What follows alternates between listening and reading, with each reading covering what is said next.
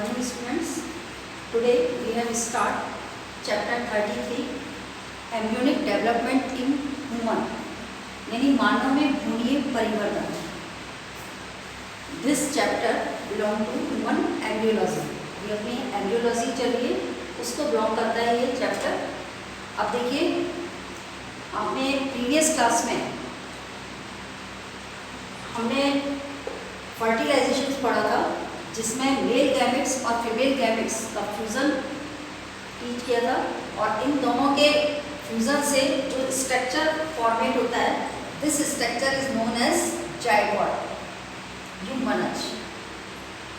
अब इस युग्मनज में आपके सेल डिवीज़न होता है, आपके माइटोटिक डिवीज़न और सेलुलर डिफरेंशिएशन होता है, कोशिका विभेदन. तो इन दोनों प्रोसेस से which process cell division and cell differentiations के प्रोसेस से एम्ब्रियोनिक डेवलपमेंट होता है यानी भ्रूण का विकास होता है.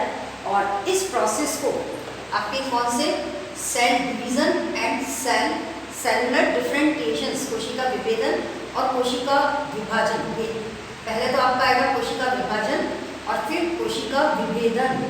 ये दोनों जो प्रोसेस हैं इनसे किसका डेवलपमेंट होता है, आपके एम्ब्रियो का. और ये एम्ब्रियो का डेवलपमेंट क्या कहलाता है, this is known as embryogenesis. तो हमें ये टॉपिक पढ़ना है एम्ब्रियोजेनेसिस. इसकी कुछ टर्म्स हम आज ले रहे हैं टुडे. फर्स्ट है आपकी cleavage. What you mean cleavage. फिर ये इसमें एक स्टेज बनेगी मॉरुला और formations of morula is known as morulation, ऊतक भवन. और बनता इसमें मॉरुला है. ये मॉरुला आपके 16 सेल स्ट्रक्चर्स होता है एम्ब्रियो का. फिर आपके नेक्स्ट स्टेप्स है ब्लास्टुलेशन. ब्लास्टुला फॉर्मेट होता है. ये ब्लास्टुला जो है इसके अंदर 3 जर्म लेयर बन जाती है, जर्मिनल लेयर्स बन जाती हैं. तो उनकी स्टडी करेंगे हम कि विच जर्मिनल, ये जर्मिनल लेयर यानी जननी स्तर कौन सी होती है पेट के अंदर, उसकी स्टडी है. इसके लिए आपकी बुक के अंदर एक टेबल दे रखी है. पेज नंबर 100 पर तो इंग्लिश मीडियम में देखिएगा, please see page number 100 in English medium और पेज नंबर 277 हिंदी मीडियम के अंदर है. यहाँ मैंने मेंशन कर रखा है, उसमें आप देख लेना. और बाकी मैं आपको इसको टीच करा दूँगी कि कौन कौन सी जर्मिनल लेयर होती है और कौन सी जर्मिनल लेयर जो है वो कौन से ऑर्गन्स को फॉर्मेट करती है, ये है. फिर आपके ये मॉरुला के बाद में हम ब्लास्टुला पढ़ेंगे जिसके अंदर मैंने आपको जर्मिनल लेयर के बारे में बताया. तो ऐसे इसका जो है क्रमिक विकास से आपका क्या होता है, भ्रूण यानी एम्ब्रियो डेवलप होता है. अब कैसे होता है, सबसे पहले तो आप ये देख लीजिए कि फर्स्ट स्टेप में तो मैं आपको ये बताने जा रही हूँ व्हाट यू मीन एम्ब्रियोजेनेसिस. जैसे कि मैंने आपको बोर्ड पे लिखा है, इसको डिफाइन किया है शॉर्ट में बोर्ड पर कि what you mean embryogenesis. Embryogenesis क्या होता है, तो एम्ब्रियोजेनेसिस जो है आपके जाइगोट में सेल डिवीज़न कौन सा माइटोटिक एंड सेलुलर डिफरेंशिएशंस यानी कोशिका विभेदन, ये इन दोनों प्रोसेस से भ्रूणीय विकास जो होता है मानव का उसको हम कहते हैं भ्रूणोद्भवन, एम्ब्रियोजेनेसिस. ये है यानी आपके एम्ब्रियोनल डेवलपमेंट जो है from cell division and cellular differentiations in zygote is called embryogenesis. English में आपकी ये डेफिनेशन होगी कि एम्ब्रियोजेनेसिस क्या है. एम्ब्रियोजेनेसिस में आप 2 टर्म्स ध्यान रखिए, cell division and cellular differentiations, कोशिका विभाजन एंड कोशिका विभेदन. ये दोनों प्रोसेस मिलकर के आपका किसका विकास करते हैं, एम्ब्रियोनिक डेवलपमेंट करते हैं यानी भ्रूण का विकास करते हैं. और भ्रूण के विकास को हम क्या कहते हैं, भ्रूणोद्भवन. अब आपके इसमें कैसे होता है भ्रूण का विकास. अब सबसे पहली स्टेप हम किसको ले लें, युग्मनज में क्या करेंगे, सेल डिवीज़न करेंगे यानी क्लीवेज. क्लीवेज क्या होता है यानी विघलन किसे कहते हैं. अब ये देखना हमें, तो आपके ह्यूमन में जब फर्टिलाइजेशन का प्रोसेस टेक प्लेस होता है या फर्टिलाइजेशन होता है और ये कहाँ पर होता है, विच प्लेस, आपका ओविडक्ट के अंदर फैलोपियन ट्यूब. ये ध्यान रखना, अंडवाहिनी की फैलोपियन नलिका में संपन्न होता है निषेचन. और उस प्लेस पर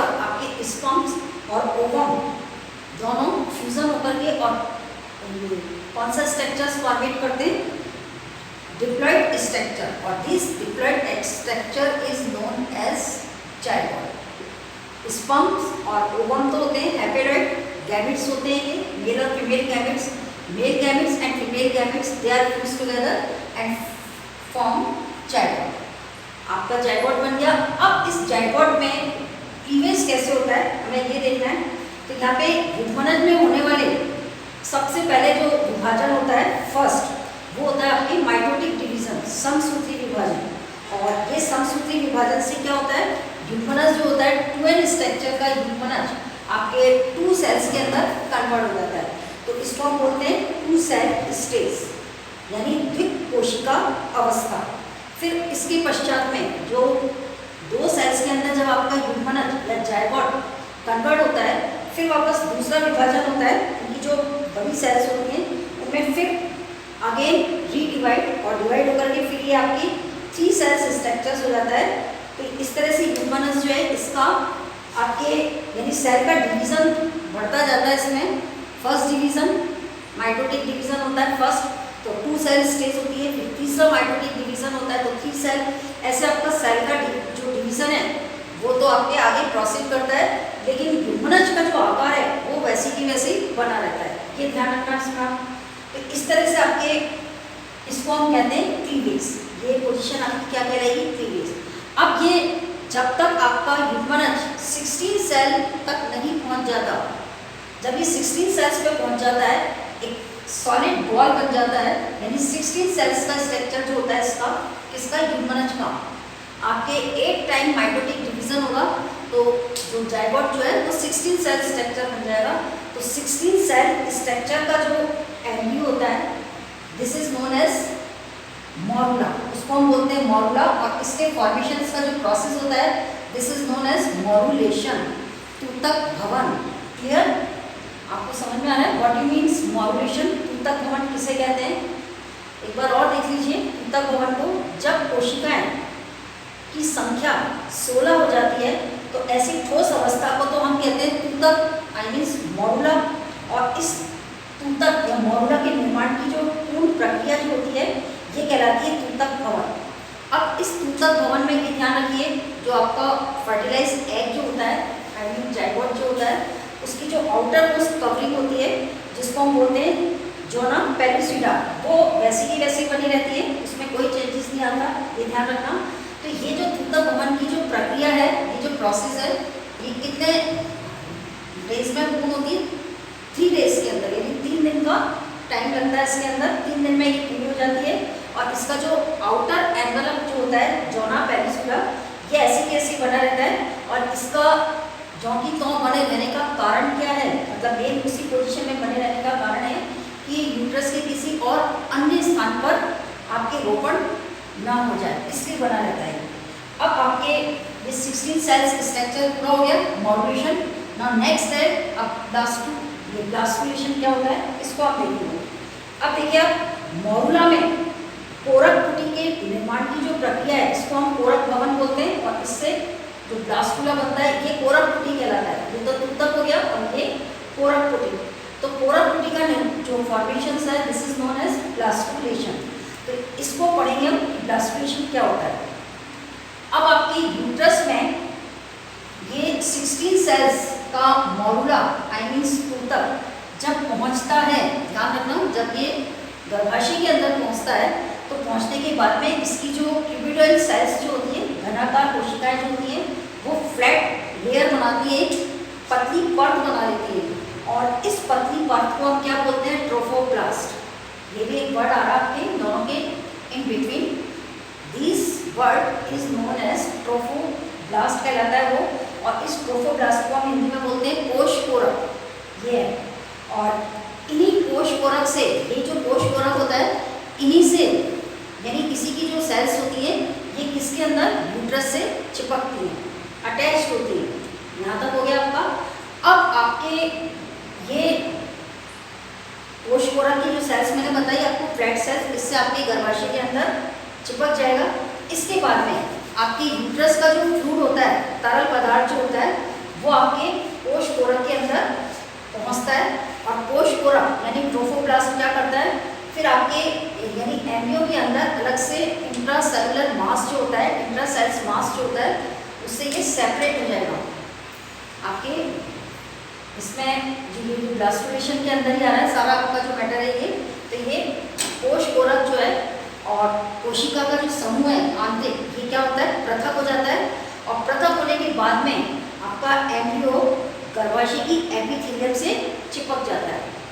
अब गर्भाशय तरल ऊतक में स्त्राव होने से कोश कोरक का कोशिका समूह और ये कोशिका समूह जो मैंने बताया आपको आंतरिक और एक आपका कोश कोरक बताया। तो कोश कोरक क्या करता है, ट्रोफोप्लास्ट ये आपके जिस एम्ब्रियो के अंदर होता है मौजूद, ये फ्लैट सेल्स है, ये जानते हो कोश कोरक। और ये फ्लैट सेल्स जो होती है जाइगोट की, जो कि ऊतक बन गया आपके ठोस 16 सेल्स का जो स्ट्रक्चर जो बना हुआ है, ये इसका फ्लैट सेल्स और अंदर जो आंतरिक समूह होता है कोशिकाओं का, ये दो चीज़ें इसमें। तो जब ये गर्भाशय की एपिथेलियम से चिपकता है तो उस टाइम गर्भाशय का जो तरल होता है वो इसके अंदर प्रवेश करता है। तो फिर ये आपके अंदर की जो आंतरिक कोशिका है उनसे अपना संपर्क तोड़ देता है, यानी अलग हो जाता है। और अलग होने के बाद में फिर इनके बीच में आपके कोश कोरक और आंतरिक कोशिका जो समूह होता है इंटरनल सेल मास, उनके बीच में एक स्थान बन जाता है, एक स्पेस बन जाता है। और this space is known as cavity, उसको हम क्या बोलते हैं, गुहा बोलते हैं। तो एक तरह से गुहा का निर्माण होता है और दिस गुहा या this cavity is known as blastocoel. वो गुहा आपकी क्या कहलाती है, ब्लास्टोसिल कहलाती है, जिसको हम बोलते हैं कोरक गुहा।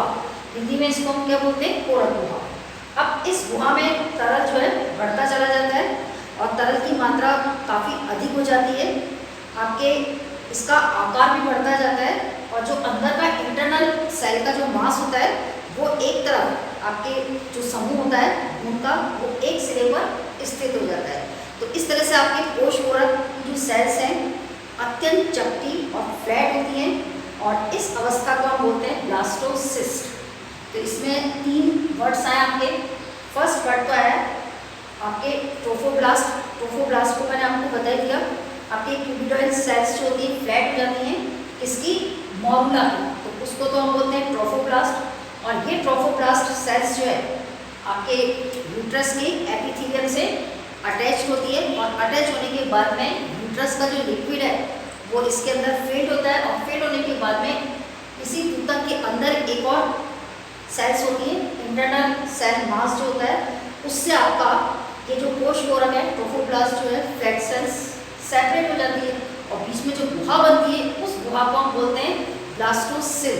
और ब्लास्टोसिल बन जाने के बाद में इसके अंदर का जो लिक्विड है वो बढ़ता चला जाता है और इसकी इतनी अधिक मात्रा बढ़ जाती है कि आपके बढ़ने के बाद में आपके जो बाहर की जो कोश कोरक की जो कोशिकाएं थी ना, मॉरुला के बाहर जो मैंने बताया आपको कोश कोरक, वो और फ्लैट हो जाती हैं। और फ्लैट होने के बाद में आपके इसको फिर हम बोलते हैं कोरक कोटि। हम इसको ब्लास्टुला को फिर क्या बोलते हैं, कोरक कोटि। और इस तरह से कोरक कोटि का बनना ब्लास्टुलेशन कहलाएगा। इसको हम क्या कहेंगे, ब्लास्टुलेशन। अब इसमें कोश कोरक की जो कोशिकाएं, फ्लैट जो कोशिकाएं हैं आपकी सेल्स जो हैं फ्लैट सेल्स, या आपके ब्लास्टुला बन चुका है, इसी के अंदर है फ्लैट सेल्स। तो ये जो ब्लास्टुला है, ये ब्लास्टुला अब क्या होगा, पहले तो आपके यूट्रस से चिपका था, अब इसमें यूट्रस की जो एंड्रोमेट्रियम होती है, सबसे अंदर की जो इसकी मतलब एनवेलप जो होता है अंदर का एंड्रोमेट्रियम, उससे चिपक जाती है। यानी आपके आरोपण बता रही हूँ मैं इसमें कि आरोपण कैसे होता है, भ्रूण का एम्ब्रियो का यूट्रस की एंड्रोमेट्रियम से आरोपण, तो ये आपका इम्प्लांटेशन कहलाएगा। तो इस तरह से आपके मानव का जो रोपण है वो इंटरस्टाइल होता है, अंतराली होता है, इसको हम क्या कहते हैं, अंतराली टाइप का आपके इम्प्लांटेशन। और फिर आपके धीरे धीरे ये जो ब्लास्टुला है इसके चारों तरफ एक गर्भाशय एंड्रोमेट्रियम जो इसको पूरे को घेर लेती है और घेरने के बाद में यानी फिर ये आपका जो ब्लास्टुला जो है एम्ब्रियो जो है ये क्या होता है, एंड्रोमेट्रियम के अंदर आपके एम्बेडेड हो जाता है, धंस जाता है या स्थापित हो जाता है। तो इसको हम कहते हैं भ्रूण का आरोपण, यानी गर्भाशय से आपके अंत स्थापित हो जाना, चिपक जाना अच्छी तरह से। तो ये आरोपण की बाद में फिर अंतः कोशिका समूह जो है, अब हमारे अंतः कोशिका समूह जो है ये आपके ब्लास्टुलेशन की जो स्टेप बनेगी, अंतिम स्टेप जो बनेगी वो आएगी आपके। तो इसमें ये ब्लास्टुलेशन हो गया।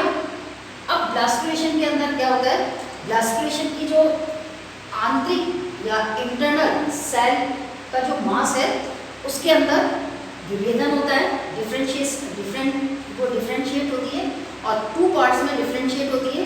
फर्स्ट पार्ट इसका आउटर पार्ट होता है, outer part is known as ectoderm और inner part is known as endoderm.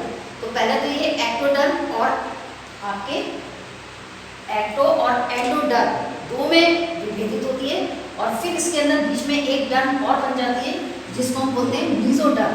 तो ऐसे 3 जर्मिनल लेयर्स हो जाती है। ये 3 जर्मिनल लेयर का नाम यहाँ लिखूँ, सबसे बाहर की तो कहलाती है एक्टोडर्म, बीच की जो फॉर्मेट होती है मीसोडर्म और सबसे अंदर की जो है वो एंडोडर्म। तो ये 3 जो है जर्मिनल लेयर है। इन तीनों जर्मिनल लेयर का अपना अपना खुद का फेट होता है। अब इस फेट की लिस्ट आ रही है आपकी।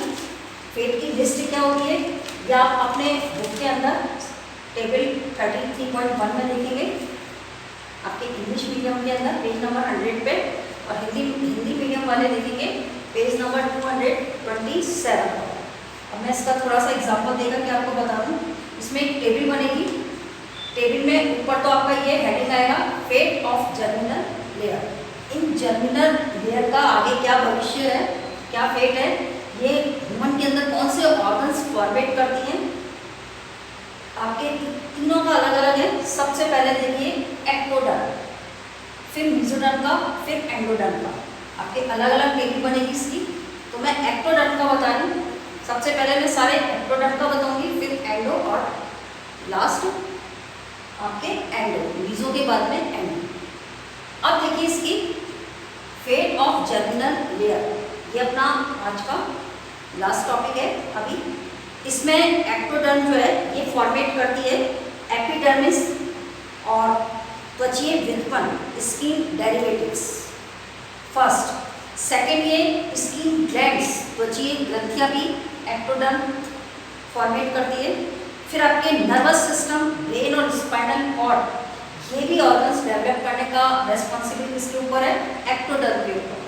फिर आपके मोटर एंड ऑप्टिक नर्व्स, आई आपके मतलब ऑप्टिक नर्व्स जानते हैं, नेत्र से संबंधित, और मोटर्स नर्व, फिर आई, रेटिना, लेंस, कॉर्निया, ये भी फॉर्मेट आपका एक्टोडर्म का ही है। Connective and ciliary, iris, muscles, olfactory epithelium, घ्राण उपकला आपके नोज से संबंधित है ये। इंटरनल एयर, फिर सियोडियम्स, फिर स्लाइवा ग्लैंड्स, स्लाइवा ग्लैंड्स के बाद में इनेमल्स ऑफ टीथ, दांतों का इनेमल जो सबसे हार्ड सब्सटेंस होता है बॉडी का, इनेमल दांतों का, ये भी ये एक्टोडर्म फॉर्म करती है। फिर आपके proctodeums, pituitary glands, pineal glands, adrenal, आपके एड्रिनल मेडुला, एड्रिनल ग्लैंड्स जो होती है उसका मेडुला वाला जो पार्ट होता है, कॉर्टेक्स वाला नहीं, मेडुला वाला पार्ट जो होता है, इनर पार्ट, ये भी आपके एक्टोडर्म का फंक्शन है फॉर्मेशन करने का। फिर आपके लास्ट है हाइपोथैलेमस, जिसको हम सर्वोच्च कमांडर बोलते हैं सारी ग्रंथियों का, तो ये भी आपके एक्टोडर्म करती है। अब मीसोडर्म देखिए, मीसोडर्म जो है इसके इस जर्मिनल लेयर की जो फेट्स हैं, आगे जो भविष्य में बनाने वाले पार्ट्स हैं बॉडी के, डर्मिस चर्म, फिर muscular tissue, connective tissue, endoskeleton, vascular system, vascular system में हार्ट और ब्लड वेसल्स आ जाएंगी इसमें, वेस्कुलर सिस्टम्स के अंदर। किडनी, ये भी मीसोडर्म्स फॉर्मेट करती है। आपके रिप्रोडक्टिव सिस्टम्स, रिप्रोडक्टिव सिस्टम्स के अंदर both he reproductive system male and female और उनमें गोनेट्स फॉर्मेट करना, इसकी रेस्पॉन्सिबिलिटी है मीसोडर्म्स की। नाउ नेक्स्ट है यूरिनरी एंड रिप्रोडक्टिव डक्ट्स, जनन नलिकाएं, आपके सिलोम और फ्रूट जो होता है सिलोमिक फ्रूट्स, फिर आपके स्क्लेरोटिक्स, ये कवर होता है आपके आइस का, और फिर है एड्रिनल कॉर्टेक्स। एड्रिनल आपके मेडुला तो एक्टोडर्म है और मेसोडर्म का है कॉर्टेक्स। फिर आपके स्प्लीन, आप जानते हैं डाइजेस्टिव सिस्टम के अंदर स्टमक के पास में एक ऑर्गन होता है स्प्लीन, ये भी मेसोडर्म्स का इस जर्मिनल लेयर का फेट है। फिर आपके नोटोकॉर्ड, नोटोकॉर्ड भी आप जानते हैं, आपके वर्टिबल कॉलम नोटोकॉर्ड। फिर पैराइटल और विस्ट्रल, पेरिटोनियम और डेंटाइन ऑफ टीथ, ये सारे जितने भी पार्ट्स हैं इनका फॉर्मेशंस किसकी रेस्पॉन्सिबिलिटी है? मेसोडर्म की। हाँ, लास्ट है आपका एंडोडर्म, अंत्येष्टचर, इसको हम हिंदी में क्या बोलते हैं? अंत्येष्टचर। ये मध्यचर थी और ये बाह्यचर थी। तो अंत्येष्टचर्स के अंदर अब इसमें आप देखिए गैस्ट्रिक, ये इसके अंदर इसका फंक्शन, सॉरी इसका फेट है इंटेस्टाइनल अंत्येस्त्रावी ग्लैंड्स, इंटेस्टाइनल ग्लैंड्स को फॉर्मेट करना। टंग, एंडोडर्म ये करती है। आपके लंग्स और ये ब्रोंकिया, ट्रैकिया, रेस्पिरेटरी सिस्टम्स के हैं ये, श्वास नली वगैरह, तो ये भी आपकी कौन सी जर्म लेयर फॉर्मेट करती है? एंडोडर्म। फिर यूरिनरी ब्लैडर, जिसमें यूरिन कलेक्ट होता है। फिर आपकी प्रिमोडियल सेल, प्रिमोडियल सेल्स आपने किसमें पढ़ी थी? रिप्रोडक्टिव सिस्टम्स के अंदर पढ़ी थी, गोनेट्स के अंदर होती है प्रिमोडियल सेल्स जो डिवीजन करके और गैमेट फॉर्मेट करती है, तो ये भी इसका फंक्शंस है। फिर आपके गिल्स, ये भी रेस्पिरेटरी ऑर्गन है, गिल्स का फॉर्मेट करना। लिवर, पैनक्रियास, थायराइड, पैराथायराइड, आपके मिडिल ईयर्स, थाइमस, यूस्टेकिन ट्यूब्स जो है, और middle intestine, vagina, female reproductive का पार्ट, यूरिथ्रा और प्रोस्टेट ग्लैंड्स। तो इस तरह से आपकी फेट ऑफ जर्मिनल लेयर के सारे पूरे पार्ट्स दे रखे हैं। और please you see in the page number of English medium 100 और हिंदी मीडियम आप इसको 277 पे देखिए।